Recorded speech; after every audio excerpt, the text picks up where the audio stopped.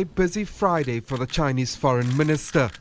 From meeting with US Secretary of State Antony Blinken to interacting with the Brazilian Foreign Minister and United Nations Secretary General Antonio Guterres.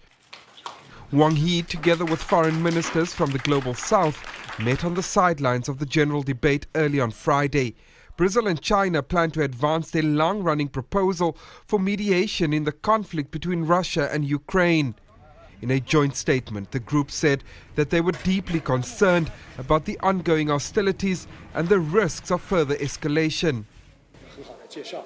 We have come together as friends of peace because an increasing number of nations recognise that the Ukraine crisis must not spiral out of control and that the international community cannot descend into division and confrontation.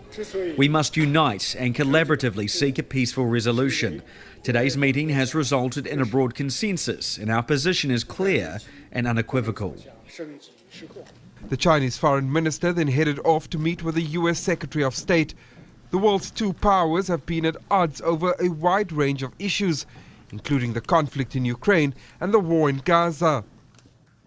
Speaking at yet another emergency UN Security Council meeting on Gaza, Wang Yi reiterated China's call for the fighting to end in the Middle East. He says war is a test of human conscience, while peace requires the wisdom and determination of all countries, especially those in the Security Council. One more day of war means more civilian casualties and broken families. One more region where conflict spreads means more spillovers of crises and hatred.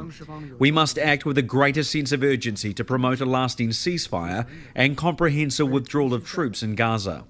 The parties to the conflict must fully implement the resolutions of the Security Council and make the decision of a ceasefire, and to not take any adventurous moves that aggravate the tensions. With all the bilateral meetings now wrapped up, Chinese Foreign Minister Wang Yi will now be preparing for his all-important address at the General Assembly on Saturday. Wang Yi, like many others who took to the podium this week, is expected to address the ongoing conflict in the Middle East and advance China's position, calling for diplomacy and the immediate implementation of the two-state solution. Jody Jacobs, CGTN, New York.